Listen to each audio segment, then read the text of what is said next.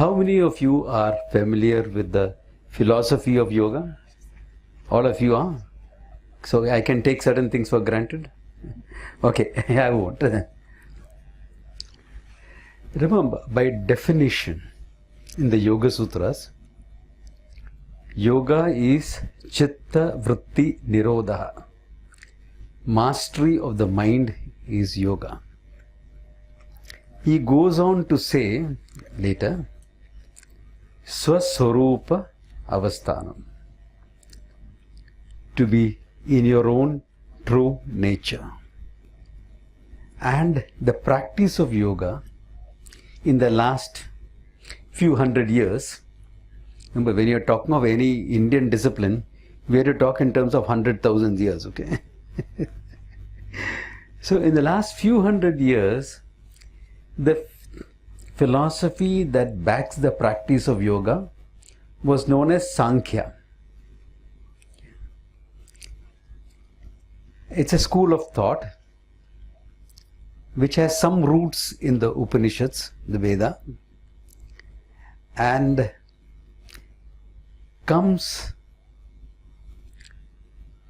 from the word Sankhya, meaning number. Because in Sankhya, which is derived from Sankhya, number, there are 24 realities as far as the world is concerned. But this has been the practice only in the last few hundred years. The earlier version, the earlier thing was, it was Vedanta philosophy that is backing yoga.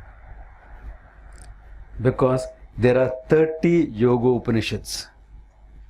30 Upanishads out of 132 or so. Roughly 30 Upanishads deal with the subject matter of yoga. That's why I personally, when I talk about it, teach about it, I think the philosophy that should be backing the practice of yoga should be Vedanta. Whereas most modern teachers would be talking about it as Sankhya. That is why the idea of Turiya, I am going to deal with both. When I say yoga, the Sankhya philosophy, as well as the way Vedanta looks at the same thing. Like if you look at the practice of yoga backing with Sankhya, what is Turiya? Turiya in Sanskrit means the fourth. Just means fourth. So what is the fourth?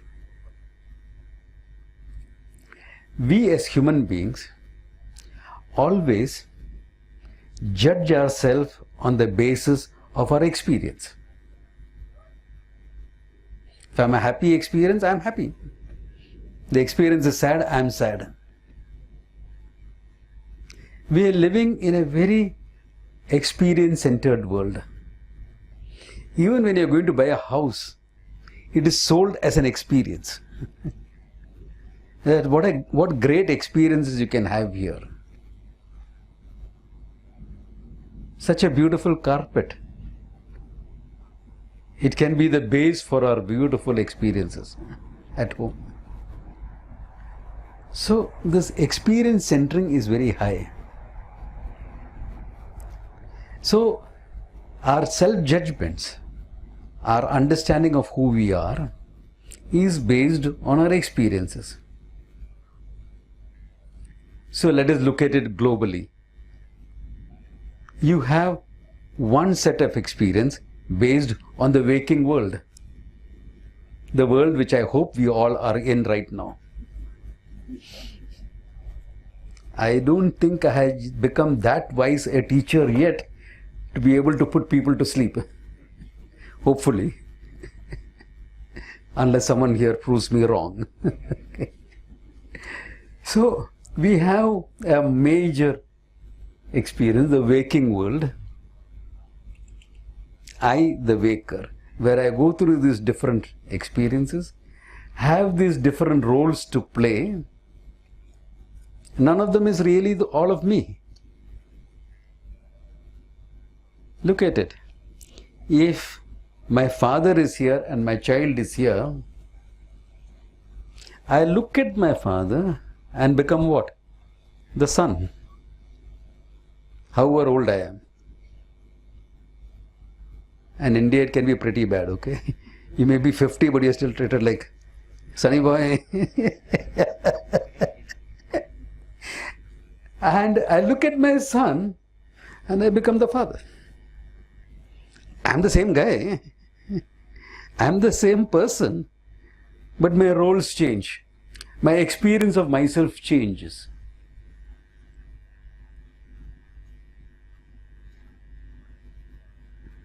My self-judgment changes.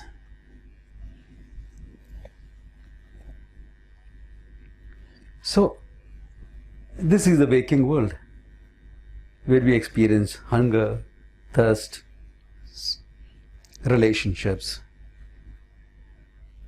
They experience the sun and the moon and the stars and the beautiful lake out there. Sometimes I look at the lake and think, what am I doing here? I should be out there going for a walk on the Thames. Beautiful place. Reminds me of the Ganga in Rishikesh, where I was there for years.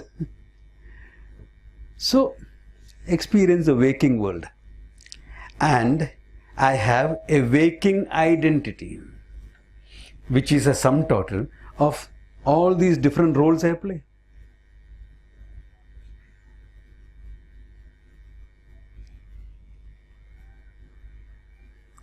Yeah, sometimes we do limit ourselves to some major roles, because some roles take a lot out of you. When do you drop the mother role, for example?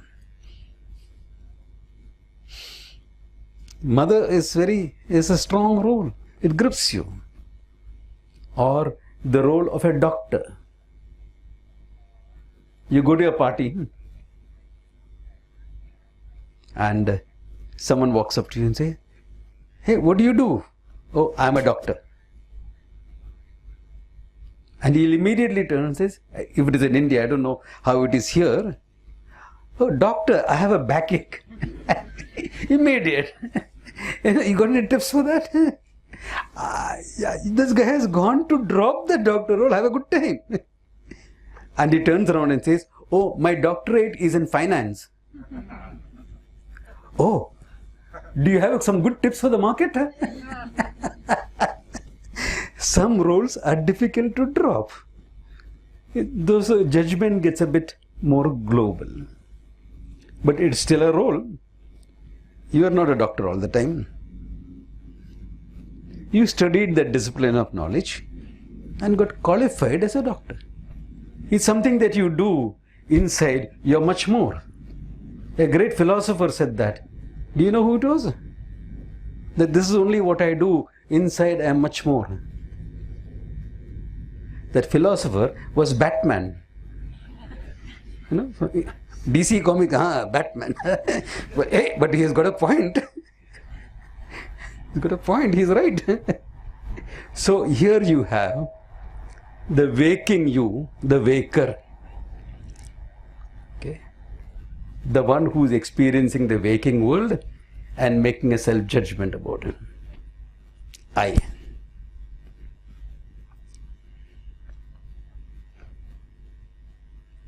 Universal experience. Everyone has experienced the waking world. However sleepy and sleeping the guy is, waking world, everyone has experienced. So in yoga or Sankhya, this is put as your first state of consciousness. Remember, I am differentiating between the two. In yoga, Sankhya, this will be put as your first state of consciousness. Then from the waking, you fall asleep, you are dreaming. Like the dream state is very similar to the waking. There also you have roles. There also you relate to people. You could have a job, you could have a house, which is independent, not fully determined by your waking experience. You may have had a full meal at some of the wonderful restaurants here, food courts here, because you have a wide variety. You can have your Tibetan, you can have your Indian, you can have your pizzas. You had no good. We went to sleep and you can be dreaming that I've been starving for 3 days. There's a lot of food in your belly still being digested. But in your dream, you could be starving. So you have a dream identity, dream relationships, dream jobs, or nightmarish jobs, which is similar here anyway. So what's the big deal? You have a whole different. Yeah, sometimes the waking influences the dream because of certain impressions, etc. And sometimes the dream impinges on the waking. Like in the dream you cried and you woke up to find the pillow is wet. Other examples I don't want to go into. But you all know it. I mean, you all know. I don't have to say all those. Everyone experiences those. There are dream self-judgment. So how do you prove to the dreamer that you are the waker? You can't. Logically, which is more real? Logically. All your logic will be from the waking state, not from the dream state. That guy is not going to accept your. At least you know the dreamer. The dreamer is not even aware of you. So now you have a second state. In yoga, we'll call it a state of consciousness called dream. You are the dreamer.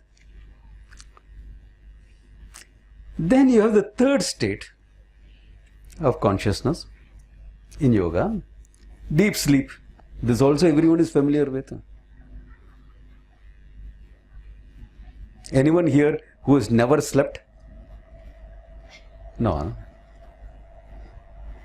Even those people who suffer from insomnia, can't get sleep in the night. There are some nights where he goes to sleep. The problem is they sleep more towards the morning. Yeah. And they are sleepy throughout the day. I have a student who has got sleep apnea. You know what is sleep apnea, no? Where the thing falls back and you choke on yourself when you get up. So his sleep at the night is very disturbed. So to prevent himself from sleeping in my class, he'll keep changing seats, drinking some water. He keep moving. So I say, sit at the back, don't disturb others. But everyone has experienced what deep sleep is about. Where you are covered with a blanket of ignorance. It may be very hot. You are sleeping without any covers. But your mind is covered with a blanket of ignorance. And is blissful. One of your English poets, Milton, I think he was, called it the blessed barrier between day and day. Yeah, because in later part of his life, he couldn't get sleep in the night. So he actually called it, he wrote a sonnet on it, and he called it the blessed barrier between day and day. Sleep, deep sleep, all of us have experienced it. The third state of consciousness according to Yoga Sankhya. But look at it. Each state is mutually exclusive. When the waker is there, the dreamer and sleeper is not there. When the dreamer is there, waker and sleeper not there. When the sleeper is there, waker and dreamer not there. Each state is mutually exclusive. But you are there. It's your state. So what is that I? Who's the one who's going through the three states of consciousness? Who's that entity? So yoga puts it, or Sankhya puts it, as the fourth state, which is neither waking, nor dreaming, nor sleeping. This is the fourth state of consciousness. Now, how do you experience this? Neither waking, nor dreaming, nor sleeping. In yoga, that is called Samadhi, which I'll elaborate on tomorrow's talk. Okay, tomorrow's talk. Can't do anything in one talk. So the Samadhi part, the process part, I will talk about tomorrow. So this is how Sankhya or yoga presents only. Three states of consciousness which everyone is aware of, and if you are in the fourth state of consciousness, that's what you are about, and that is presented as realization.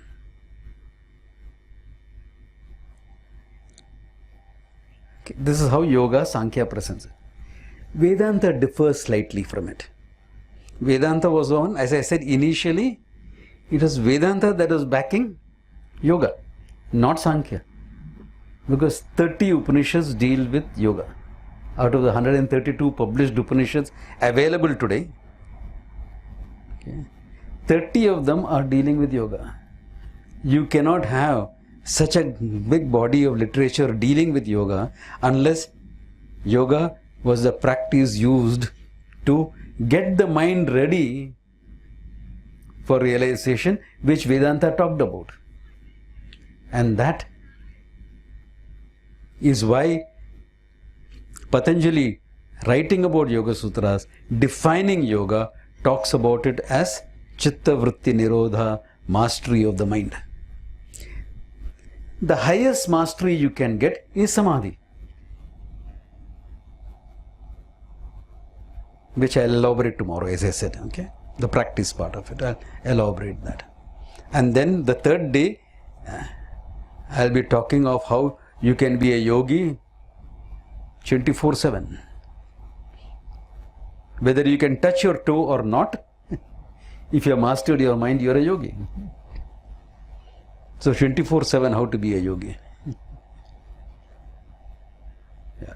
How every waking moment is converted into a sadhana or a practice. That should be interesting. Yeah, we would do that. Okay, this is how the whole thing I will build upon. So now, when you're looking at it from the Vedanta, the description of the three states will remain the same. The only difference Vedanta makes is, we say these are three states of experience. You experience waking, you experience dream, you experience deep sleep. And on the basis of that experience, you have a self-judgment about what you are. I am waker, with the good, the bad, the ugly that waking brings about. I am the dreamer, with the good, the bad, the ugly that dream brings about. I am the deep sleeper, absence of all experiences. A very peculiar experience where I am just covered with ignorance. I don't know anything. If you know something, then you are not asleep, you are dreaming. In deep sleep, I know nothing except the fact that I get up, which I can say only when I get up, that I slept well. So in Vedanta, we don't look at it as a state of consciousness, we look at it as a state of experience. Important. Because in Vedanta, what is a Turiya? It says there is no real Turiya.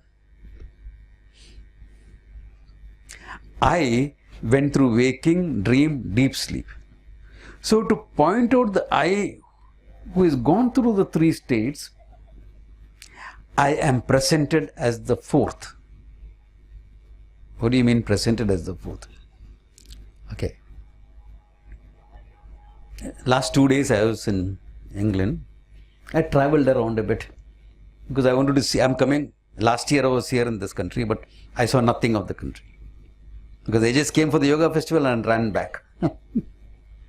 This year I came a couple of days earlier. I said, before that I've been here 40 years ago.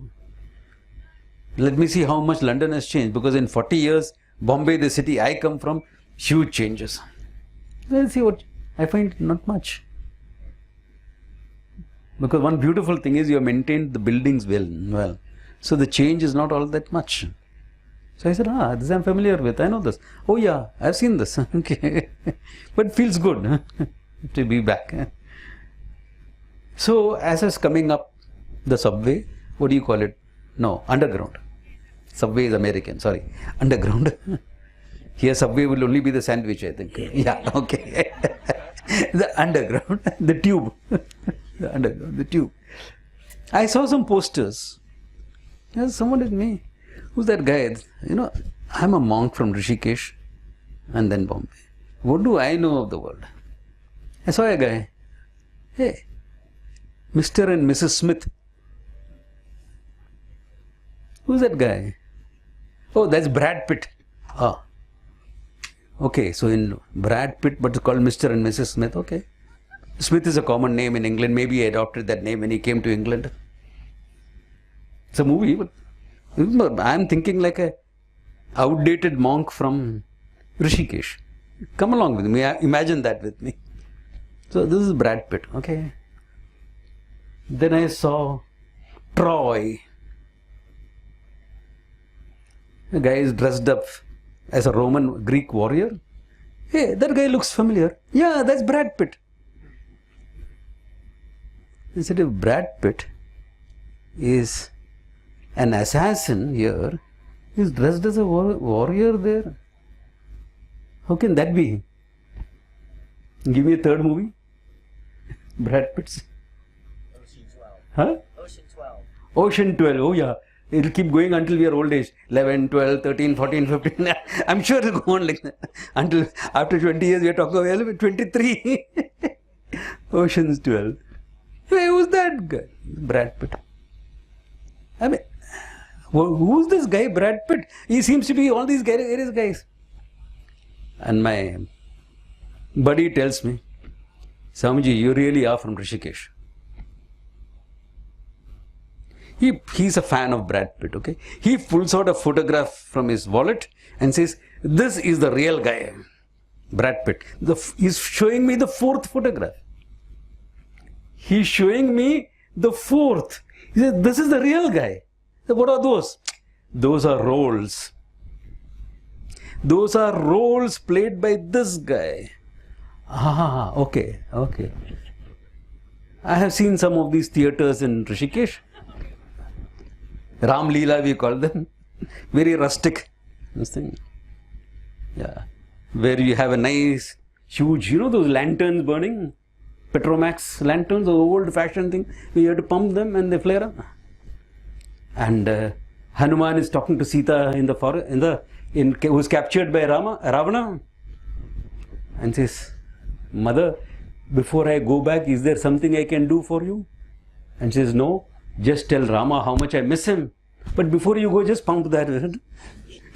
So that this is the theatre I'm used to, you know. Imagine, okay, just, I mean, just for the fun of it, imagine. So I can understand, yeah, roles. Okay. The three are roles, the fourth is a real one. Now tell me, are the three real? The three are dependent on this one. Brad Pitt, remember? The three roles of Mr. Smith, Achilles in Troy, and who are in Ocean 12, the three are dependent on this guy. This guy is independent of all the three. Because tomorrow he may come as something else. The three are dependent on the one is independent of the three. Now look at it. Now from the Vedanta, from Vedantic eyes, look at the whole thing. The waking world is dependent on me, waker is dependent on me, I am independent of the waker. Why? I can tell the waker, hey, shut up, I'm going to sleep now. So, waker dependent on me, I am independent of the waker. Dreamer dependent on me, I am independent of the dreamer. Sleeper dependent on me, I am independent of sleeper. So I am the one. These three are what? Roles that I play.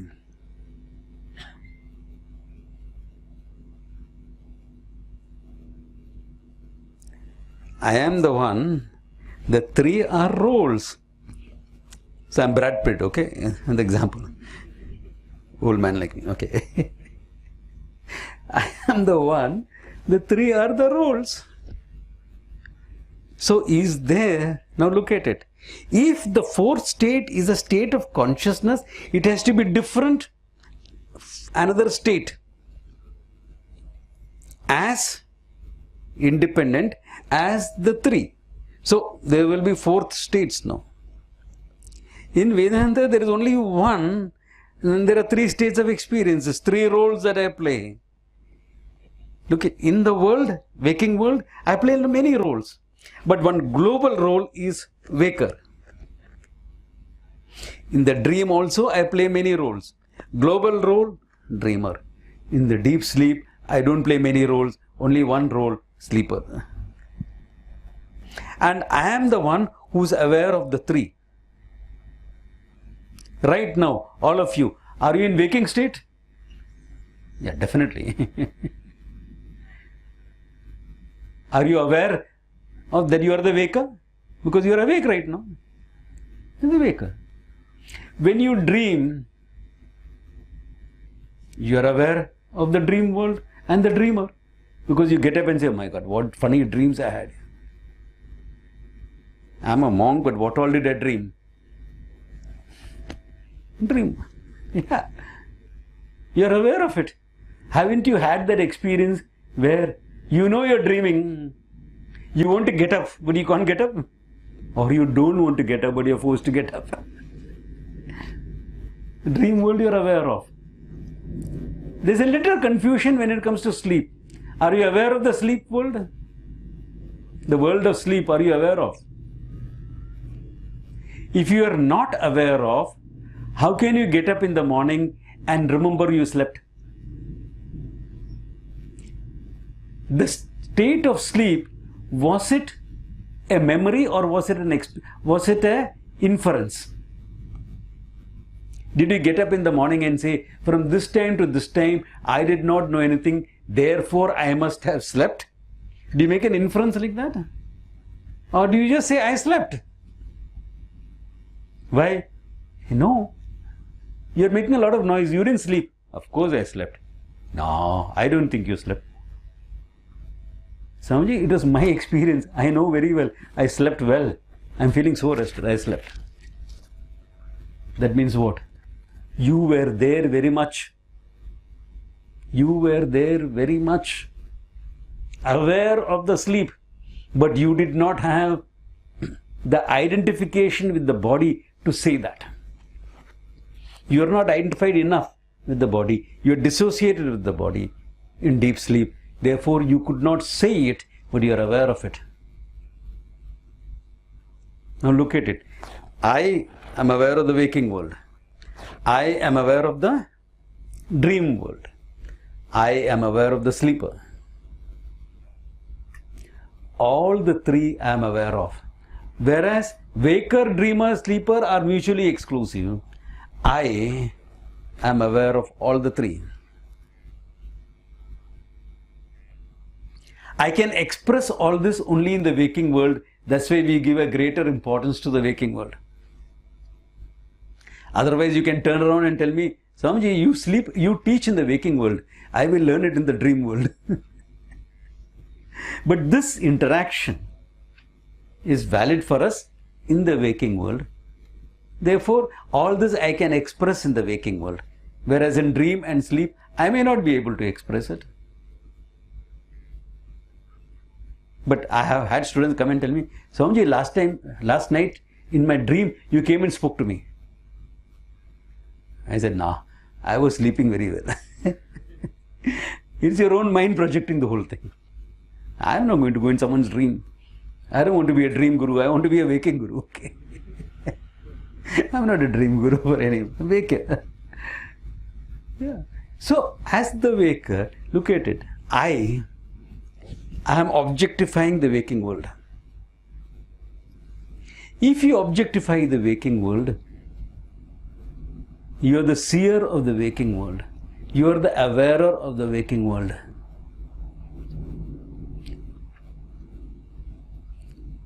You are nothing but awareness, which when manifests in the mind and is aware of everything, gets a name, awarer. Like when you walk, you are a walker. Correct? When you walk, you are a walker. Unless you are phantom. He is skit walker. If you are a talker, you get a name, talker. If you are a cook, you don't become cooker, but you become the cook. Because the cooker is what really cooks.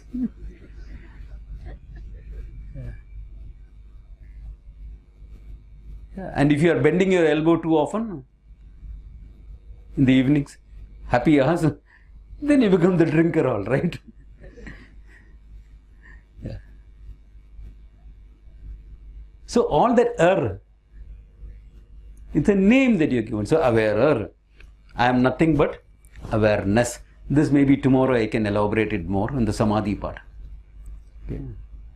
So I, the awareness, aware of the waking world, aware of the dream world, aware of the deep sleep and the sleeping world. So I am that consciousness which is aware of all this. To point out this, the Upanishad does not use the word Turiya. It uses the word Chaturtham, the fourth. And it also says Manyante. Manyante meaning it is not the fourth, but it is presented as the fourth. To differentiate it from the three. Remember Brad Pitt, the photograph that he was carrying in his wallet. This is the fourth. Now fourth, it is presented as the fourth. It is a one. That's the real one. Others are roles. So I, the consciousness, goes through three roles. Waking, dream, deep sleep. And what am I? I am present in all the three. Waking world I am present in. The dream world I am present in. The deep sleep also I am present in. What am I conscious of in deep sleep? The total ignorance. How can you be conscious of ignorance? Of course you can be. Does anyone here know the Russian language? No. We are ignorant of Russian. Are we conscious of the fact that we don't know Russian? That means what? You are conscious of ignorance. Right here. So similarly, you are conscious of ignorance in deep sleep. That's why when you get up and say, hey, what happened in your sleep? What happened in my sleep? I slept. But anything? I was not aware of anything. Total. Blanket of ignorance. But you are aware of that ignorance. Otherwise, how can you say, I did not know anything? And some are good sleepers. You know, this place reminds me of my boyhood days. When I used to go for camps. All the camps there. Scout camps. Scouting movement is strong in England still? I don't know. Is it strong in England, the scouting movement? I was, that skewing scouts and all that. Yeah, I was part of that. Long ago, okay. long ago. Yeah. So this reminds me of that. Some are really good sleepers. Because there are times when you have lifted people out. Bedding and all. Sleeping bag, you know. Carried them and put them somewhere under a tree. And made up a story about ghosts carrying people. Deep sleep. Not aware of anything. Because during the day we are tired them out with a lot of activities. Deep sleep. But the fact that they are ignorant, you are aware of. Even if you have slept like that you are carried out and put near the lake. Morning again, how did I reach here? But he is aware of the fact he did not know anything. Therefore, waking, dream and deep sleep, 3 states of experience I go through. I am aware of the whole thing. I am independent of the whole thing. All the 3 are dependent on me. I am independent of the 3.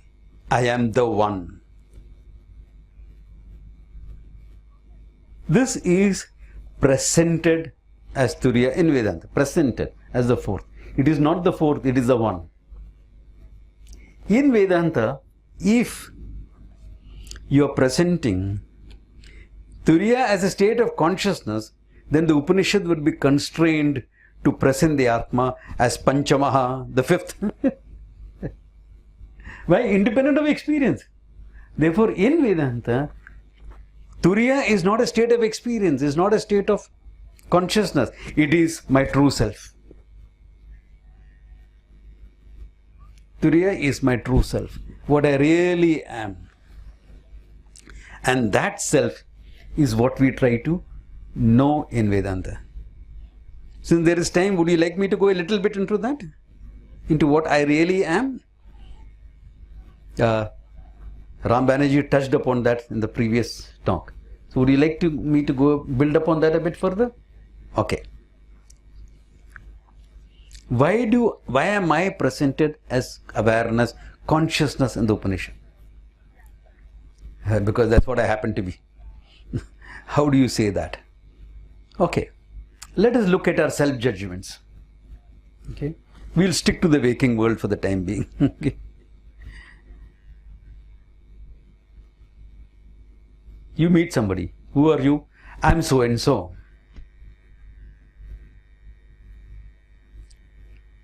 Were you consulted when you were given that name? Did your parents ever consult a kid? What name? No. Even we are not consulted. Sadhus, we have a name change.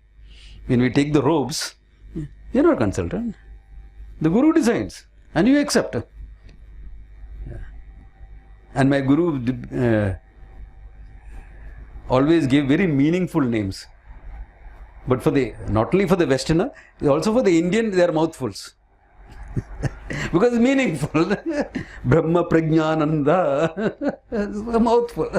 Even for an Indian, it's a mouthful, don't worry. My name is relatively simple, Brahmavidananda. But they could be shorter, Sarvananda, Swatmananda. Swatmananda is simple. Anyway, you are not consulted. This is your name means what? It's a label given to you for identifying this is this guy. This is the guy. Just a label. Then who are you? Simple. Me. What you see is what you get. Me. Body sit, I sit. Body walks, I walk. Body talks, I talk. Body. Now look at it. You have 2 types of experience. Sometimes you will say I equals body. I'm tall, I'm short, I'm fair, I'm dark, I'm this, that, whatever. I equals body. And sometimes you will say, oh, what a workout I had yesterday. My whole body is sore. What a workout I had. My whole body is sore. Hey, I thought I body or my body? Which is it? My specs. Not I specs. No? Correct? My phone, not iPhone, even if you have an iPhone. It's not you, it's only your phone. So some people behave as though that phone is more important than the phone is Atma, like the way they behave. Those are the people who should go for a digital detox. Yeah. Convenient. It's a convenient thing. Use it for convenience. What else? But you judge yourself on the basis of your phone also. Yeah. People do. There was a time when, especially men in corporate sectors, when they sat down for the meeting, first thing would come out is their phone. Hey, I have this self-judgment. If I have a great phone, I should be great. You are as idiotic as ever. Your phone is good. That's why it's called smartphone. The owner, I have my doubts. Okay. So, similarly, but you don't say, I phoned you. I am the phone, you'll never say. My phone. But with respect to your body, you are saying, I body, my body. Hey. Which is true. Both cannot be true. I and mine in the English language, even in Indian English, cannot be applied to one and the same entity. So obviously there is a confusion of experience. And experience is like that. Experience can be confusing. You need to analyze an experience to gain knowledge. Experience doesn't teach by itself. It's a big mistake people make, that experience teaches. Because you have to draw a lesson from your experience. Some years ago I met this guy. He was from Alcoholic Anonymous. I'm sure you have that here also. So he was giving an experience-oriented talk to get people out of the habit of drinking. So he took a worm and put it in a glass of water. And the worm is happily swimming about. He took the worm and dropped in a glass of whiskey. The worm dies. And he looked at the worm. What does that teach you? Sir, if you drink whiskey, you will have no worms in your stomach. Great learning. So experience doesn't teach what you want to convey.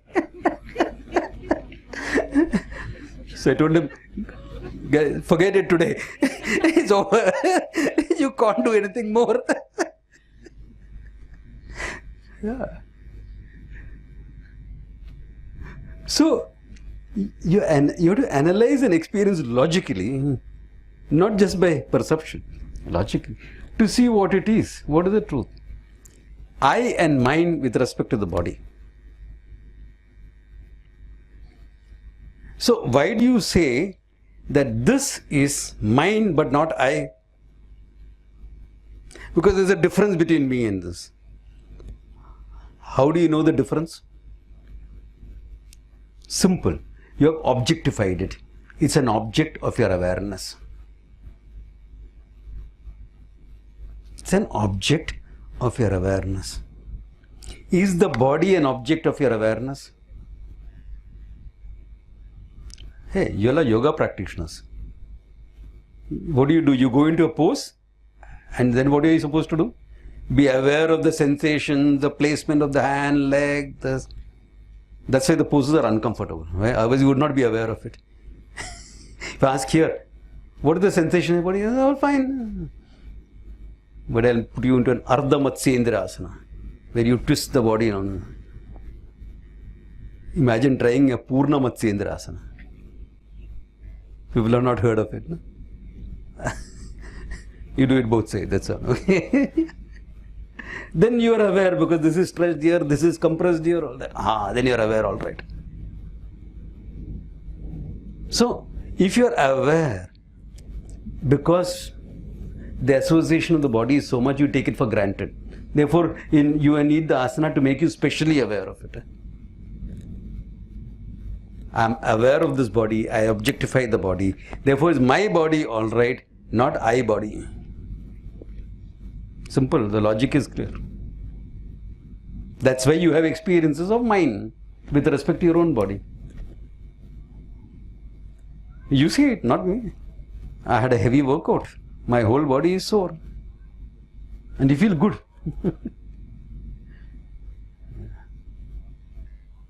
Mine. Okay, that's fine.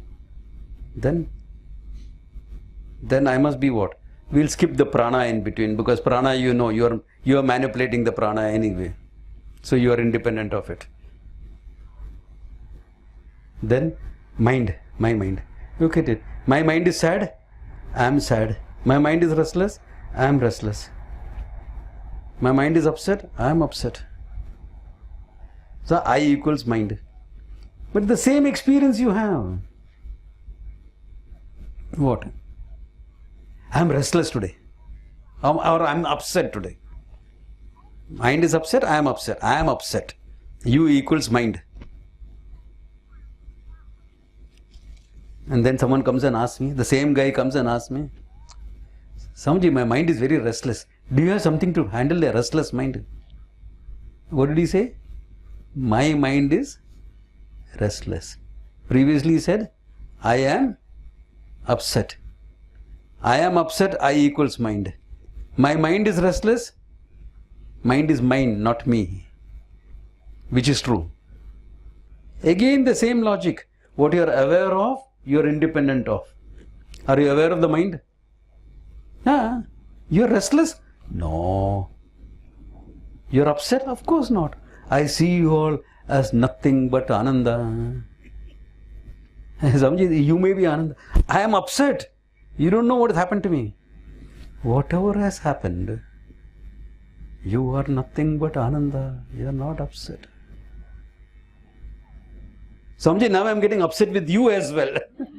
No empathy. I thought Swamiji had empathy. Are you getting the idea? You are aware of the mind very well. If you are aware of the mind, you are independent of the mind. Now this becomes a little bit difficult to understand. You know why? We live a life where we give in to the dictates of the mind too often. We have not really learned to discipline that mind, master that mind. That's why Patanjali creates a great focus on that. Yogaha chitta vritti nirodha, mastery of the mind. More than mere discipline, it has to go to mastery. That means if they tell the mind, hey, shut up, sit down here, think. Stop thinking, stop thinking. This is mastery. It's very easy, stop thinking, okay. Okay, start. Alright, should be able to. That is mastery. But we are, too comfort oriented. Yeah. I feel like a coffee right now. Okay, keep sipping. Hey, coffee, time for lunch. Don't forget coffee. I can have my lunch after my coffee, I swear. We are too comfort oriented. I am not saying don't have your coffee. No, please have. But we are too comfort oriented.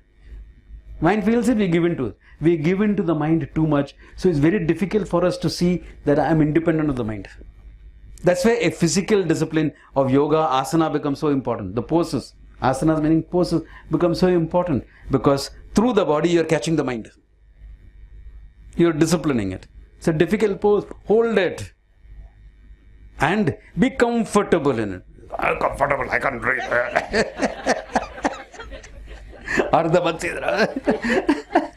What is comfort? Learn. Calm. True. That's what it's about. Through the body, disciplining the mind. And making the mind contemplative. All that tomorrow we'll go more into it. Don't worry. Today, tomorrow's talk will blend into each other a lot. Okay? So, the mind is not me. I am independent of the mind. Mind is dependent on me. I am independent of the mind. The more disciplined you are as a yogi, the more practice you have done, this will become clearer and clearer. Yeah. So you will get some aches and pains doing yoga. That's okay. René Descartes, the famous French philosopher, said, I think, therefore I am. You know what yogis and martial artists and all will say? Anyone who's involved in a physical discipline? I ache, therefore I am. I'm so, therefore I am. And a Vedantin says, I am, therefore I think. That will come to later. Yeah. So, I'm independent of the mind. Then what are you? Okay, mind, if you are taking as emotions, feeling, etc. as one part, the other part is the thinking part. Your knowledge. That's also gained in the mind. I make a slight difference between brain and mind, okay? Brain is the software in the hardware called brain. So, my knowledge, you are there to gather the knowledge. You are there to correct the knowledge. You are there to refine that knowledge. You are there to completely upturn it also. So I'm aware of all that I know. If I'm not aware of all that I know, I can't use it. So the knowledge that you have, you are aware of. My knowledge. Even if you call yourself a doctor, what it means is what? I studied medicine for so many years. Therefore, hopefully, you can trust me with your body. Hopefully. No one has a final word anyway.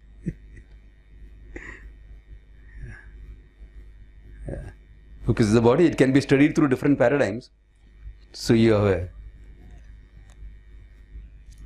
Western medicine, modern medicine paradigm. You have an Ayurvedic paradigm. You have a medical Qigong paradigm, which is similar to Ayurveda. You can have any paradigm to study this. Any pathy will work up to a time. No? Homeopathy is completely different. You don't know whether the medicine is there at all. So homeopathy, allopathy, Ayurveda, naturopathy, all pathis. Finally, a time will come when none of them will work. You can only have my sympathy.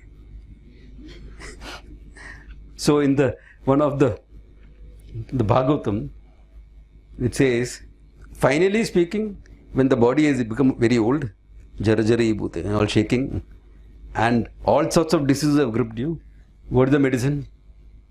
Ganga water. And who's the doctor? Nothing. Time to go. Finally, that's it. So all this knowledge gained by you, different branches, different disciplines, all that you are aware of, the knowledge depends on you, you are independent of the knowledge. That makes it very simple to say who I am. I must be ignorance, because without knowledge, what is there? Only ignorance is there. But we saw before, you are aware of your ignorance as well. Remember, do you know Russian language? No. Are you aware of the fact you don't know Russian language? Of course. Then what am I? Simple. I'm the one who's aware of all this. Safe answer. Look at it, we have come a long way. From I am body onwards to I am the one who's aware of all this. So if you are the one that is aware of everything, conscious of everything, the awarer you are with respect to an object. That object can be something outside to my body, to my mind, to my knowledge, to my ignorance. All these are objects of awareness. What are you? The simple awareness, the simple consciousness that is aware of everything.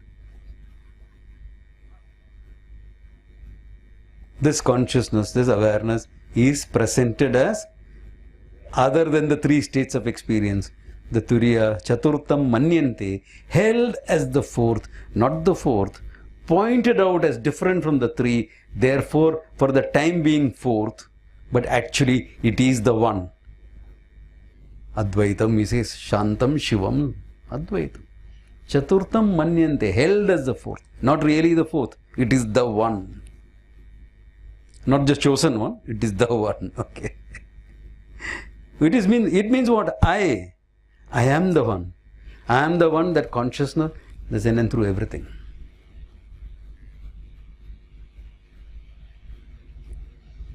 So the Turiya in Vedanta is different from the Turiya in Sankhya. In Sankhya, it's a state of experience. In Vedanta, it is your own true nature. Therefore, how to understand that also will be different. Sankhya Yoga presents it experientially. But I have this thing as limitation. Experiential is limited. Remember that worm. What are you going to draw from that? The guy wanted to present how drinking is dangerous. And the guy learned that drinking is good because it clears all the worms in my stomach. Especially if you go to India and come, you better have some whiskey because there are no worms in your stomach. So experiential learning has its limits. It's very important. Where is the importance part? Because I think yoga is very important here. Even though at this level I may switch to Vedanta, I definitely see yoga is very, very important, because this understanding yourself as independent of body, mind, etc., if there is an experiential understanding, it helps your understanding of Vedanta. It helps your understanding of that final step that we call Samadhi. Because if Samadhi is being rooted in your own nature, as pure consciousness, then you need to see yourself as independent of body and mind. So the whole discipline of yoga, starting from yama niyama, which is nothing but ethical base, a universal ethical base. Ethics is not limited to any religion. It is universal. There is no Hindu ethics, Christian ethics, Muslim ethics. Though some of the practitioners try to present it like that. Ethics is ethics. It's human. Ethics is something you will recognize instinctively. Yeah. Do you really have to teach your 2-year-old to be honest? He is brutally honest. He is embarrassingly honest, right? The same things he'll say, you would wish others wouldn't know, but he's solid. He's seen some things. He recognizes it. Later on, he learns to tell lies. Therefore, you have to do a value clarification as an adult or as a young teenager. You have to do some value clarification because you learned all the wrong things as well. Otherwise, there is no need. But the process of growing up involves social niceties. So, involves some bluffs, some white lies, some this thing. So, then convenient to say some bigger lies because you can get away with certain things. So, you learn to tell lies. But the honesty is recognized instinctively. Some value clarification because we have a freedom of choice, etc. Therefore, if there is a freedom of choice, the choice has to be guided by something universal, not something cultural. The way I dress, this is cultural. The robes I wear is cultural. This is not universal. I will be the same if I am coming here in a 3-piece suit with a pipe in my hand. I will be saying the same thing. This is only cultural value. But the yama niyama are universals. Sometimes misunderstood, especially that brahmacharya, etc. is misunderstood. Yeah. Then asanas. Asana is that you are capturing the mind through the body. Pranayama even more. You are handling your energies, you are shifting energies in your system to make it a balance. So that what is guided here is something very beautiful and powerful and balanced. Balance of energy, so that what drives the mind, what drives your emotions. Actually, energy is driven by emotions, guided by your mind. If you do the energy work in yoga, this is what it is. Yeah. It rides the emotion, but guided by your thinking. It needs to do that. So, asana and pranayama. Then, dharana, your focus. How do you get focus? Important. How you have to be focused and say, this is this, this is this. This is the body functioning. I am the one who is independent of the body. Then dhyanam, the practice of meditation, samadhi. Yeah. So the whole, in all this is getting their mind for the final step.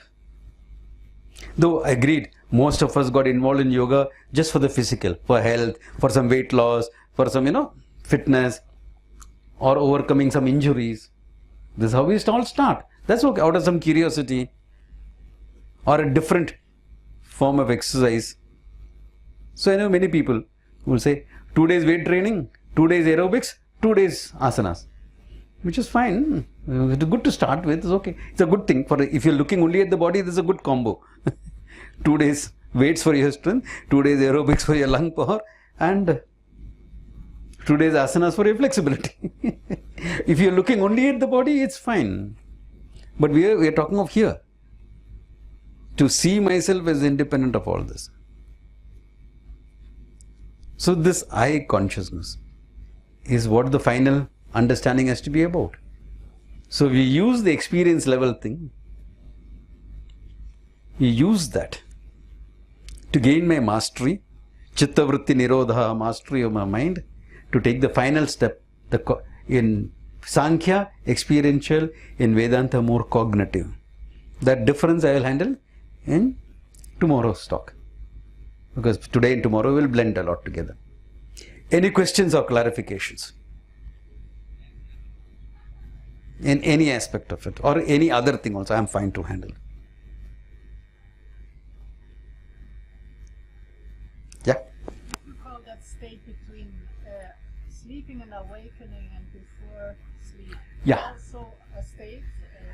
It is not exactly a state. They are called your transition states. In Sanskrit, we have a term called Ubhayata Prajna. The consciousness, that awareness that there in between. So sometimes between waking and dream you'll get it. Or that before you go to sleep, that you know you're falling asleep, you're not asleep, you hear a noise but you can't get up, you want to check it out. Yeah, the Ubhayata Prajna. Similarly, we'll have practices for being very alert in your sleep. Okay. Like I learnt it by learning to sleep on the branch of a tree. You have to be very alert, you can't move. Yeah, that's a tough way because I learned it through the martial arts. So, the tough way. Would you want a small story about this type of learning? Okay. A friend of mine who's a very great martial artist, okay, and into this spiritual part of it is what we call as Taoist yoga, or otherwise you must have heard the term Tai Chi, Qigong. Qigong is the pranayama part, Tai Chi is the physical yoga part, asana part, okay. The Tai Chi, it's also used for combat and everything, the deadly form of combat. Though on the YouTube you will find Tai Chi, so-called Tai Chi masters being beaten by some MMA fighters and all that. All this is there in YouTube, you know, I see all of that. Because somebody says, Swamiji, have you seen this? You practice Tai Chi? Yeah, I know, at that level it can be. Yeah. So this guy used to go, he had to travel some 15 miles to go and learn from his teacher. Now 15 miles in Bombay is a big travel, okay? Here it's nothing. In Bombay now with the freeway and all is nothing. But in those days when he used to learn, I'm talking about the late 70s. God, we are really old. It's like late 70s, okay, this is where we learned, okay. In 70s, he went in for Tai Chi and I went in for Vedanta. That's how it happened. 76. Same year, both of us started. So, his master wanted to check him out. So, practice would get over at 8 o'clock in the evening, 8:30 in the evening. And he would say, Christy boy, tomorrow morning. He was a Tibetan Lama, okay. Tomorrow morning, I want you at 6 here. Special practice for you. Yes, sir. No. There is no way he could have gone home and come back by 6 o'clock in the morning. No? Go home, sleep and come back. If he sleeps at that, he'll go to sleep. Don't get up. So he would come to the railway station. Okay. Have something there. Have a wash in the washroom. Washroom, those days in India, you know, was what? If you wanted to have a wash, a tap in the open, that's all. Not a washroom like how you pay 30 pence here and get in, no. No charge, free, but it is just a tap on the open. So you'd have a wash there and sleep on the bench there. Get up in the morning and go, 6 o'clock, I'm ready, sir. So the Lama was thinking, how did this guy do it? He's passed my test, but how did he do it? So the next night he followed him and he saw this. Christy boy, no place for you to sleep. No, not correct. Come with me. So he had a small little house, took him there. And in the backyard, he says, your bed, sleep. There are 2 ropes tied parallel to each other. Sleep. How do you sleep 2 ropes? So took out his shirt, tied it to support his head. One hand here, one leg there, one leg there. You learn how to sleep very alertly. This is a hard way. You want to know the soft way? There is a soft way as well.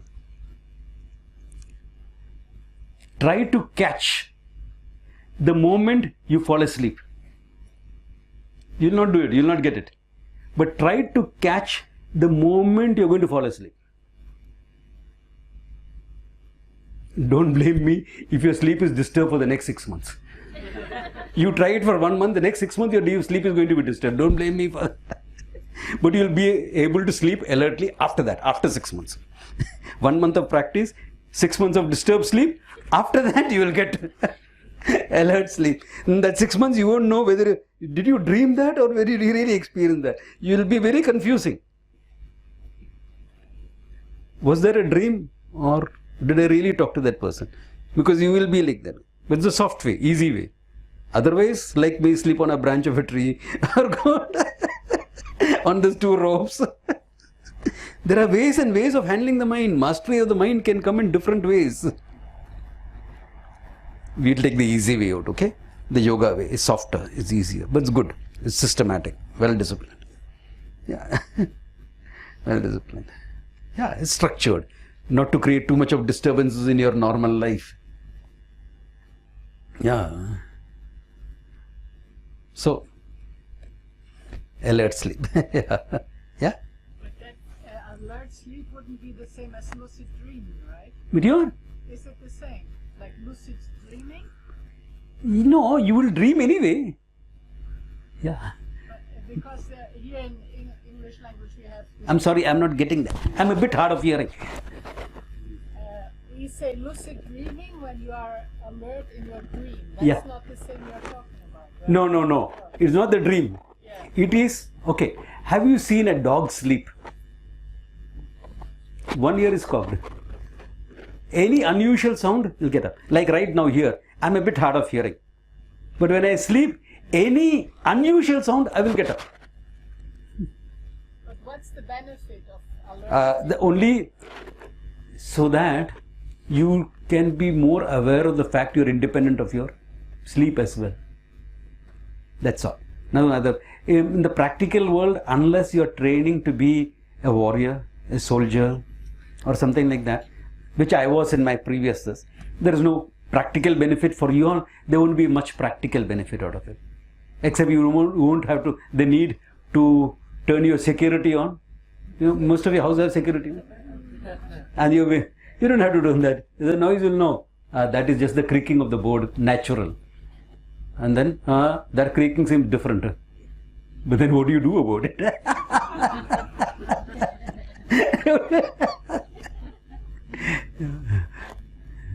So that's how. So other than that, there's no practical benefit. But when we are training to be other roles, then its benefit is there. Yeah. But to be alert, you know, the whole yoga way is to be alert and disciplined, and that part will help. So this is the, you know, there's always this, don't you all do extreme asanas? Why? What is the benefit?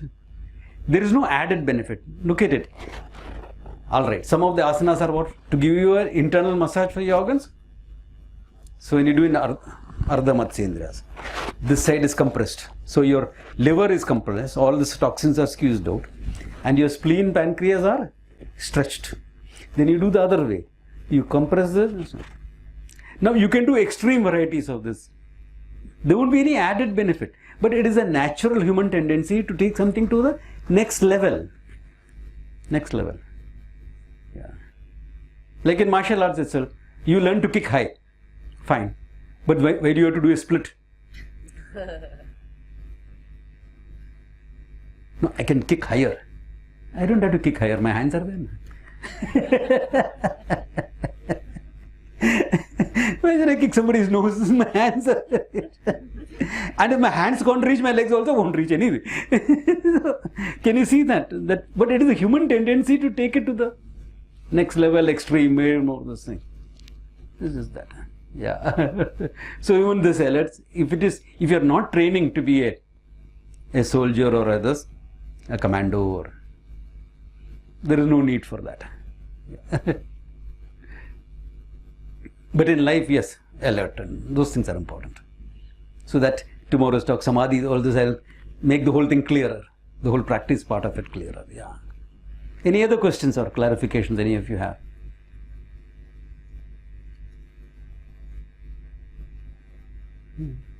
So the Turiya. the fourth. One is cognitive, one is, yeah?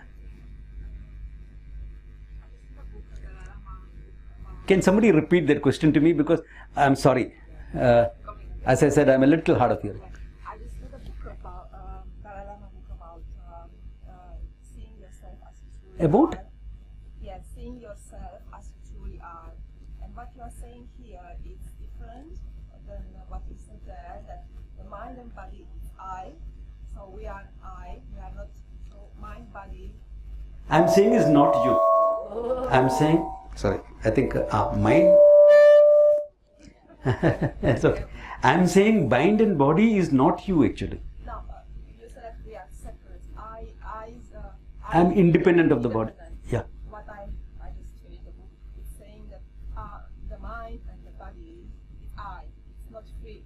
The mind is not separate to, and they are not three entities. Yeah, it is true. It's my entity. In your practice, the mind and body should move as one. Mind, body, energy should all flow as one. That is true. When you say my body, it's not true. Yeah. It's I. It, Say yeah. my mind, my body. Correct. Because it's just one. Aha. This is okay. Let us think of someone from another planet coming and watching me. I am always in these robes. I don't wear a different robe. Same color, same this. Somebody even asked me, aren't you bored of the same color? I don't know what to tell them. What do you say? You're bored. I say it's very convenient. Whether it's a wedding or a funeral, I can go for the same. So, if this guy was watching me, he will wonder whether this is me or this is not me. Whether the clothes I wear is different from me or it is me, isn't it? Similarly, we are associated with the body and mind so strongly right from birth, we take it as ourselves. It's a judgment. The mind and body is dependent on me. I am independent of the mind and body. I am functioning through the mind and body. Are you getting that? I am functioning. It is like, that's why these martial art examples are good. Like when you learn to use a sword, the sword and your hand becomes one. The energy, your prana, what do you do in pranayama? That energy extends from the hand right to the tip of the sword. Now, what are you doing there? It's an extending of the same thing. Your association. Or you're withdrawing it. So, now my sense of I is there right up to this, because the skin covers the whole body. So, I made a self-judgment on the basis of mine to what I am.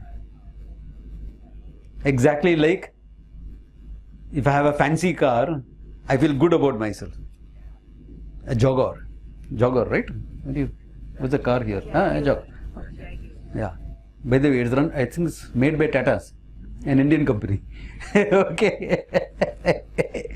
So, you feel good, you are judging yourself on the basis of a car. Looks a bit foolish, no? To judge myself that I am great because I have a great car. And people act like that also. If anything happens to the car, oh my God, a scratch on the car is like a scratch on me, my God. Somebody actually scratched me, you have road rage. It's a scratch, just a small scratch, you can... No, it's... Same way, my body. But I'm identified so much with it. Yeah. So it's very funny. In the practice, you will practice as though mind, body, prana, everything is one. It all has to move as one. And there's the next level of practice is you being able to witness the whole thing. We'll talk that again, clarify that further in Samadhi. To see yourself as independent of this well-oiled, well-functioning machine. This yoga, this functioning very well, beautiful. And I am the driver, looking at the whole thing. Yeah. To see it yourself as no more than separation, it is to see yourself as independent. Because you'll never be able to separate yourself from the body. I mean, there are practices for that. Pranayama practices. It will take about 10 years of practice to be able to come where you can actually separate yourself from the body, etc. and come back. Everyone can separate and not come back. That is easy. But to separate and come back, there are practices. It will take 10 years to, if you're already doing pranayamas to a certain level, it will take 10 years of practice to do that. Okay. I did that for some time and then I left it. So last few years I have not done that. If anyone wants to learn, maybe next session, next time. Swamiji, is that part of yoga? Yeah, Or Kalaripayam? that's part of yoga. I mean, I learned it from a different paradigm, from a martial art paradigm. But there then yoga as well. It's there. It's all come from here. It's all, remember what I said last time? Nataraja. The same source. Source is same. Source is same. I said, as it is, I'm confusing people. Then if I get out of the body and come back, I'll confuse even more people. So, enough. I don't want to confuse people. More than what I already do. So, I said enough. But if anyone wants to learn it, I can teach maybe next yoga festival. Yeah. But be ready for a 10 years vigorous thing. And if you have not been doing pranayamas, next year pick up pranayamas and do the normal pranayama, because this will be pranayamas at a different level, where you control all the 5 pranas, including the Udatta, which is the one ejecting you out of the system. Yeah. It's there, it is all there in the practice, but that's extreme practice. What do you gain from that? An extreme form of seeing you are independent of the body. But we are intelligent people, we don't need an extreme practice like that to know I am independent from the body. I just have to focus on this. How to focus, etc. In the Samadhi part, I will clarify further. Tomorrow's talk. Any other questions or clarification that you have? Because yoga is a whole huge topic. It's huge. In fact, it has also got a bit fragmented, you know? Because people take one school to practice, which is necessary. Yeah. So one school like Iyengar or Joyce or Ashtanga, or they take one school and practice. But olden days yoga was one. We didn't separate it out. 8 steps. Now Ashtanga has become a separate. Ashtanga yoga meant the 8 steps of yoga that I talked about. You know, Yama, Niyama, Asana, Pranayama, Dharana, Dhyana, Samadhi. The 8 steps. The Ashtanga actually means that. So that means you have to be doing all the 8 things. Then you are doing Ashtanga practice. But now Ashtanga has become, I think, a more dynamic form of practice in yoga. More dynamic form. Yeah. Yoga was dynamic, yoga was static. Both the practices were there. Yeah. Static practices were there, dynamic practices. They were strength building practices. Strength building. But the strength building was more in terms of your tendon strength. Not your physical muscle strength so much, but even muscle strength. I know somebody who managed to get a 6-pack ab, only yoga. Only yoga. Can you get 6-pack? Though yoga is not meant to get a 6-pack ab. I never tried to get it. I always got a full pack. I enjoy my sweets and chocolates a bit. And as monks in India, we have a lot of social eating, so I'll never get a 6-pack, however much I try. Nor do I want to keep my fat percentage that low. Why? I go into the Himalayas where it's cold. And if your fat percentage is that low, you'll freeze in that cold. You need some adipose coverings, you know, reasonable amount.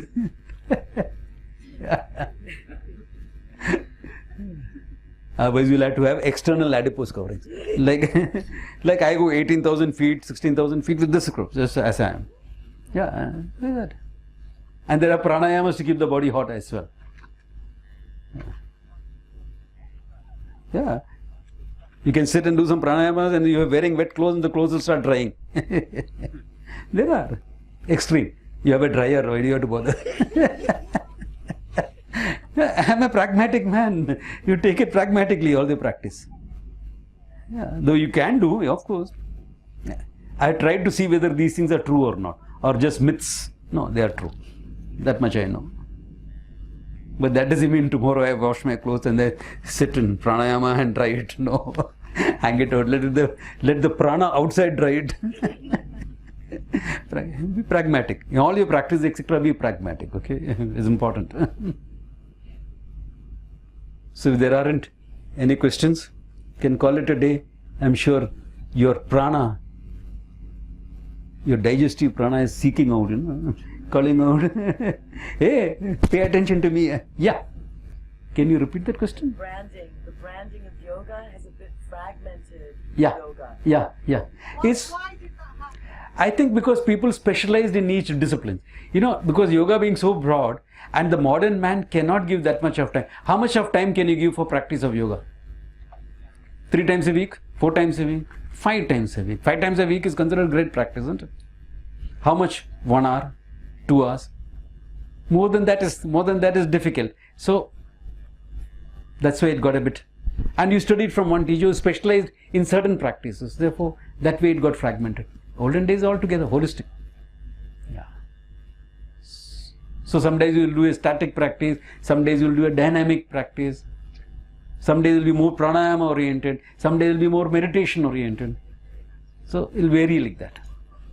Yeah. Okay. Shall we call it a day then? I'll see you all tomorrow. Thank you.